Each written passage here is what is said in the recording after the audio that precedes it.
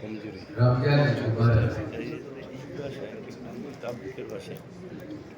আজকে আমার খুব ভালো লেগেছে, বরিশালে আবার এখানে একটা সমিতি আছে, সমাজ কল্যাণ সমিতি, এবং সেই সমিতি আজকে যে আয়োজন করেছে, এই আয়োজনটা দেখে আমার খুব ভালো লেগেছে। আরো ভালো লেগেছে এখানে আমাদের দলের আন্তর্জাতিক বিষয়ক সম্পাদক জনাব আহমদ আলী মুকিম সাহেবকে, যদিও বাড়ি হবিগঞ্জ, কিন্তু আপনারা দাওয়াত করেছেন আর বক্তব্য রেখেছেন আমার চাইতে অনেক ভালো। আর এই অনুষ্ঠানে আরেকজন অতিথি এসে দেখলাম, ভালো বলেন। আর পিরোজপুরের মতো জায়গায় একটা খারাপ জায়গা আমার দৃষ্টিতে। ওখানে আইনজীবীদেরকে বলি আপনারা নির্বাচন করেন, বলে যে ওখানে আমাদের নির্বাচন করার কঠিন ব্যাপার। কেন সেটা বাকিটা বুঝি বললাম, কিন্তু আলমগীর অধ্যক্ষ আলমগীর হোসেন তিনি ওইখানে আবার বিএনপির করবে না। আপনাদের এখানে এসে দেখলাম সে খুব ভালো বক্তব্য রাখলেন। আসলে আমি কোনো ভালো বক্তব্য রাখতে পারি। দীর্ঘ 17 বছর ফ্যাসিস্ট সরকার, আপনারা অন্য দলের কেউ থাকলে ওখানে কিছু করবেন না, দেশটাকে ধ্বংস করতে দিয়েছে। তো সেই সরকার এই আলমগীর সাহেবের মতো লোকদেরকে এবং আরো অন্যান্য নেতৃবৃন্দদেরকে, বাংলাদেশকে যারা ভালোবাসেন, আমাদের গণতন্ত্রের মাথাকে যারা ভালোবাসেন, আমাদের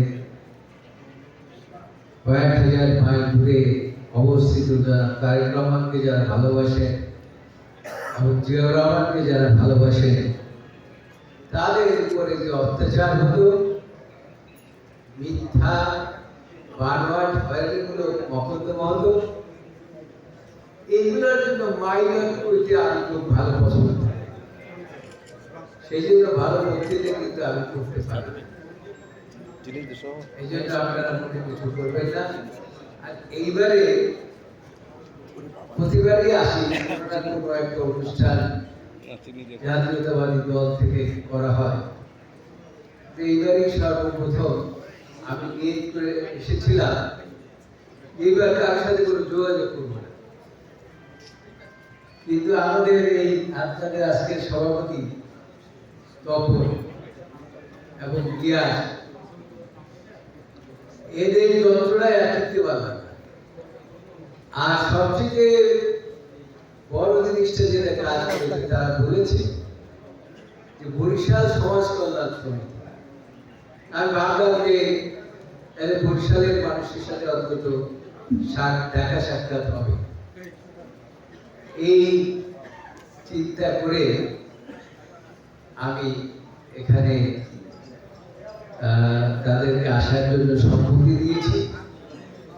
এখানে এসে দেখলাম যে আপনারা এত মানুষ যে বরিশালের এখানে আছেন, এত মানুষ যে বাংলাদেশের রেমিটেন্স পাঠিয়েছে, কিভাবে পাঠিয়েছেন আমি জানি না, কিন্তু তারপরও ব্যাগগুলো কেন খালি হয়ে গেল বুঝতে পারি। বাংলাদেশ থেকে টাকাগুলো সব আজকে দেখলাম বাংলাদেশে পত্রিকায় যে 376,000 কোটি টাকা সুইজরল্যান্ডে জমা করেছে। এই যে সরকারের দল না করলে এই টাকা কিভাবে গেল? তবে আল্লাহ রহমতে, আল্লাহ রহমতে ওই সুইজরল্যান্ডের টাকা এই অসার টাকা কেউ ভোগ করে যেতে পারে। তো যারা রেখেছেন আমাদের দেশের মানুষের ক্ষতি করেছে।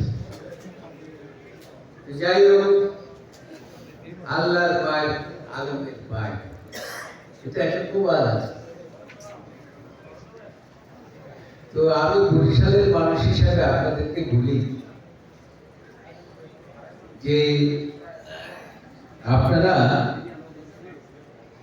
বিগত দিনে যা করেছেন তো ভালো, এবারে একটু সামনের দিকে আমরা আশা করি যেহেতু একটা ভালো সরকারের অধীনে নির্বাচন হবে,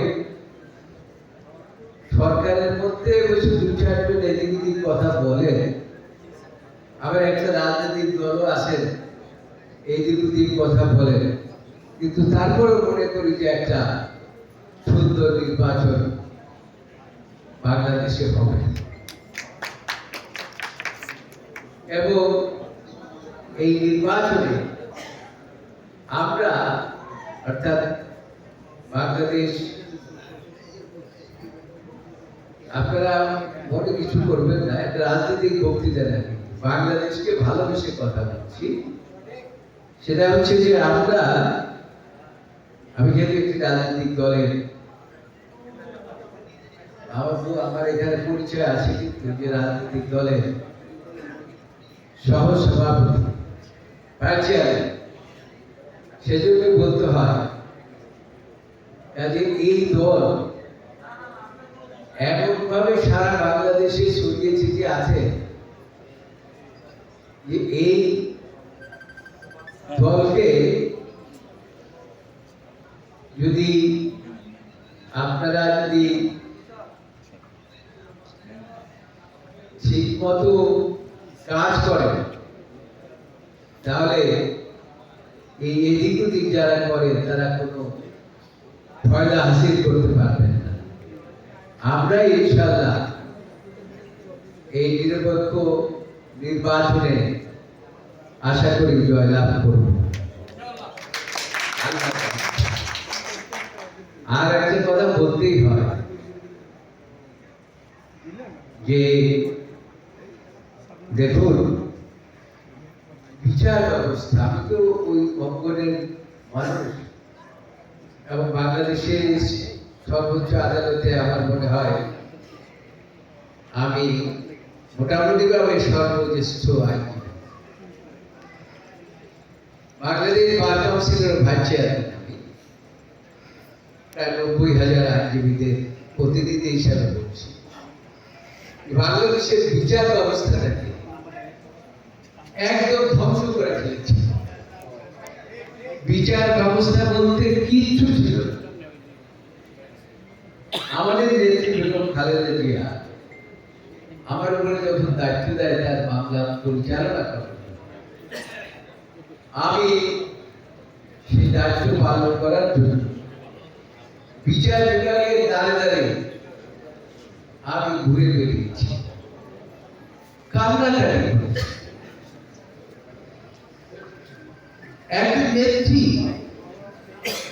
বাংলাদেশের 3 বারের প্রধানমন্ত্রী, তাকে এভাবে বিচার বিভাগের ব্যক্তিদেরকে বলেছিলাম তা কিভাবে আটকে রাখবেন, একটা মিথ্যা বানোয়ার হয়রানিমূলক মামলায়, এটা দয়া করে করবেন না।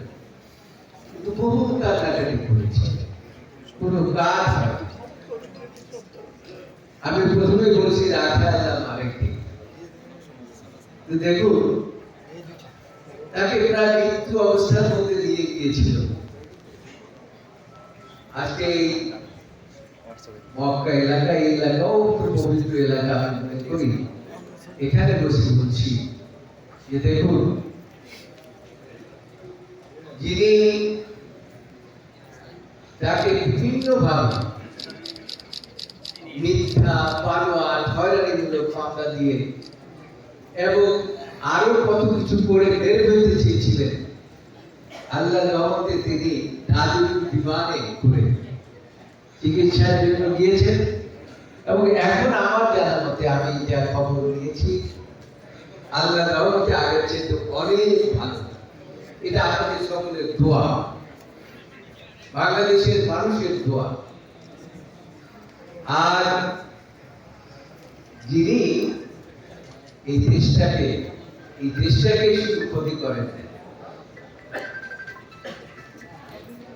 আপনারা হয়তো দু একজন যদি আওয়ামী লীগ করেন তাদের উদ্দেশ্যে বলছি যে শেখ হাসিনা তার বাবারও ক্ষতি করেছে, আওয়ামী লীগেরও ক্ষতি করেছে, সারা দেশেরও ক্ষতি করেছে।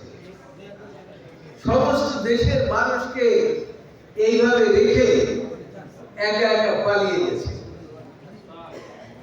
এরকম নেত্রী বাংলাদেশের দরকার আছে বলে আমরা মনে করি। আপনি প্রতিবাদ না করাটা বোধহয় ভালো, তার কারণ আপনাদেরকে রেখে চলে আসছে। সেই জন্য দেখুন যারা আওয়ামী লীগ করে,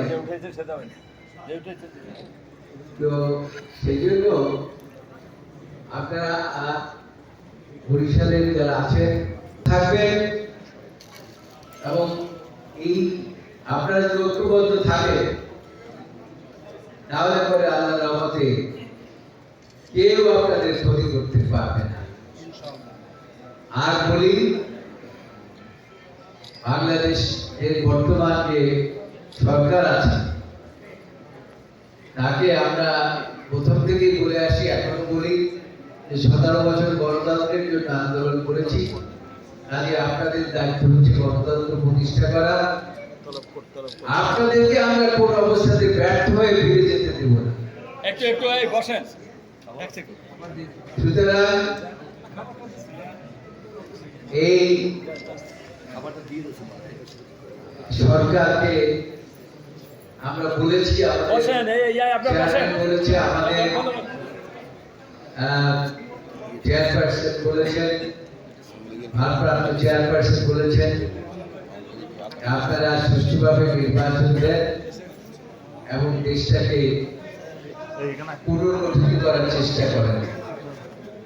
আমাদের দাবি অব্যাহত আছে, থাকবে। আপনারা যারা প্রবাসী আছেন, অন্তত বরিশালের মানুষ, আপনারা ঐক্যবদ্ধভাবে দেশটাকে আবার সুসংগঠিত করার জন্য মুকিত সাহেব বলেছেন যে ব্যাংক চ্যানেলের মাধ্যমে আপনারা রেমিটেন্স পাঠাবার ব্যবস্থা করুন। তার কারণ আপনারা হলেন রেমিটেন্স যোদ্ধা। মঞ্চে যারা আছেন তাদের সকলকে তাদের প্রতি আমার একটি অনুরোধ থাকবে, সামনে যারা বরিশালের ভাইয়েরা আছেন আপনাদের কাছে অনুরোধ থাকবে, আপনারা আসলে প্রবাসে কাজ করেন কিন্তু আপনাদের মন কিন্তু বরিশালে। কাজে সুস্থ থাকবেন, ভালো থাকবেন, আমাদের দেশের মঙ্গল কামনা করবেন এবং দেশের জন্য দোয়া করবেন, আমাদের নেত্রীর জন্য দোয়া করবেন। আমাদের মানুষ, আমাদের দেশের মানুষ কিন্তু খুব ভালো না, তারা যাতে ভবিষ্যতে ভালো থাকতে পারে সেই জন্য সকলের জন্য দোয়া করবেন। এই কথা বলে এখন তারাবির নামাজ হয়ে যাবে বোধহয়, খাওয়া দাওয়ারও আপনাদের সময় হয়ে গেছে। আর বক্তব্য বাড়াতে চাই না, আপনাদেরকে আরেকবার ধন্যবাদ দিয়ে, বিশেষ করে এই আয়োজনকারীদেরকে ধন্যবাদ দিয়ে আমি আমার বক্তব্য শেষ করছি।